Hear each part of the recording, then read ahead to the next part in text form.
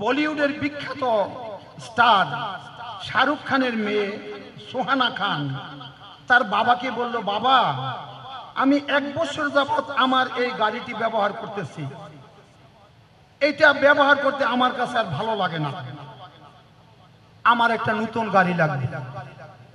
মিয়া সাহেব, একটা নতুন গাড়ি 10 বছরে কিচ্ছু হয় না। আমি 1988 2টা গাড়ি কিনছিলাম, টয়োটা নতুন মসিন, এখনো একটা গাড়ি আছে আল্লাহ দিলে 1988 সালে এখনো একটা গাড়ি আছে আমাদের, রাইখা দিছি আমরা গাড়িটা এন্টিক্সের বোতল। তো শাহরুখ খানের মেয়ে বলতেছে, আমি 1 বছর ধরে আমার গাড়ি ব্যবহার করতেছি, এটা চলতে আমার কাছে ভালো লাগে না, আমার একটা নতুন গাড়ি লাগবে। আর আমার বন্ধু বান্ধবরা বলতেছে আমার কাছে আর কোনো গাড়ি নাই। শাহরুখ খান বললেন, আমার মেয়ের মনে টাকার অহংকার চলে এসেছে, আমি বড় মানুষ, আমি অর্থশালী মানুষ, আমি বিখ্যাত মানুষ, আমার মেয়ের মনের মধ্যে সেই অহংকার জন্ম নিচ্ছে। শাহরুখ খান বললেন, মা আগামীকাল আমি তোমাকে নিয়ে একটা ইভেন্টে যাব, একটা অনুষ্ঠানে যাব, সেখান থেকে আসলে তুমি নতুন গাড়ি পেয়ে যাবে, একটা নতুন গাড়ি তুমি কিনতে পারবে। মেয়ে সারা রাত আর ঘুমায় নাই, বাবা তাকে কোথায় নিয়ে যাবে, আর ওইখানে গেলে কিভাবে নতুন গাড়ি পাবো, আমি কি মার্সিডিজ কিনবো না রোলস রয়েস কিনবো না শেভরলেট কিনবো, মেয়ে সারা রাত আর ঘুমাইতে পারে নাই। সকালবেলা শাহরুখ খান তার মেয়েকে নিয়ে ঘর থেকে বের হলেন, একটি বেবি ট্যাক্সি ডাকলেন, অটো বিখ্যাত। তখন শাহরুখ খান তার মেয়েকে ডেকে বলল, মা আমরা অটো রিক্সা করে এই ইভেন্টে আসার কারণে মানুষ কি আমাদেরকে কম সম্মান করেছে, কম ইজ্জত করেছে, একই রকম সম্মান করেছে?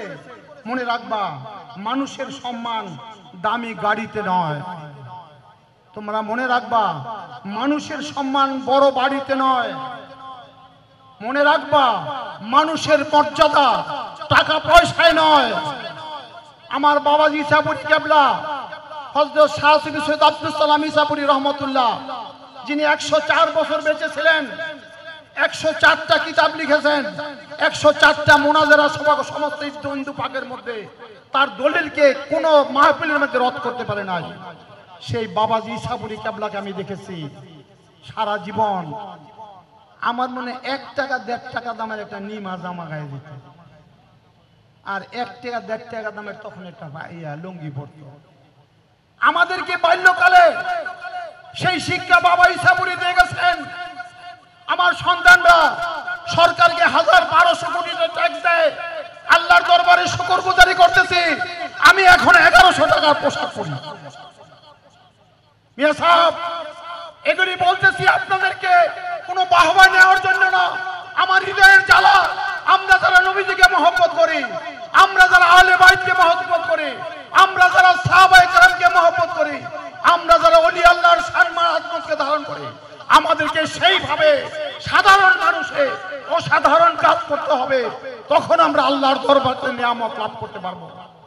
মুরব্বি কেরাম সন্তানদেরকে মানুষ করতে, বাচ্চাদের মনের মধ্যে আল্লাহর মহব্বত, আল্লাহর হাবিবের মহব্বত, আহলে বাইতের মহব্বত সমস্ত কিছু বাল্যকাল থেকে দিবেন। আর মনে রাখবেন, the best of the words is the word of Allah, the best of the guidance is the guidance of Prophet Muhammadur Rasulullah sallallahu alaihi wasallam. The best wealth and gift our children can inherit from their parents, knowledge of the Holy Quran and teachings of the Prophet Muhammadur Rasulullah sallallahu alaihi wasallam. এই পৃথিবীতে শ্রেষ্ঠ কথা আমার আল্লাহ পাকের কথা। এই পৃথিবীর জমিনে সৃষ্টির উষাকাল থেকে ধ্বংসের শেষ মুহূর্ত সর্বশ্রেষ্ঠতার অধিকারী আল্লাহর হাবিবের জীবন আদর্শ আমাদের জন্য উজ্জ্বল নক্ষত্রের মতো। সাহাবায়ে কেরামের জীবন আদর্শ, এগুলি যদি আমরা হৃদয়ে ধারণ করতে পারি, আমার সন্তানদেরকে প্রবিষ্ট করতে পারি, অতি বাল্যকাল থেকে আল্লাহ পাক রব্বুল আলামিন আমাদের আপনাদের সকলকে আমাদের সন্তানদেরকে ভালো মানুষ করবেন। আমরা পৃথিবী থেকে চলে গেলে মনে রাখবেন, 3টা কাজের বরকত নষ্ট হয় না। আপনি যদি কোনো ভালো কাজ করেন মানুষের জন্য, আপনি যখন জ্ঞানী গুণের বই লিখে যান, আপনি নেককার সন্তান রেখে যান। সন্তানরা যখন আপনার কবরে গিয়ে বলবে, আমাদের পাহাড়তলি মাদ্রাসার নেসারিয়া মাদ্রাসার প্রিন্সিপাল সাহেব হুজুর বয়স্ক ছিলেন যে, তিনি আমাদের বাসায় যাইতেন মাঝে মাঝে। তা আমরা যখন বলতাম আব্বার কবরে গেছি, জিয়ারত করতেছি, বলছেন কোন সন্তান যদি তার বাবা মার কবরে জিয়ারতের উদ্দেশ্যে যায়, সে আল্লাহর কাছে কিছু চাওয়ার আগে আল্লাহ 7 দিনের জন্য সেই বাবা মার কবরের আযাবকে নাজাত করে দেন। সুবহানাল্লাহ, সুবহানাল্লাহ।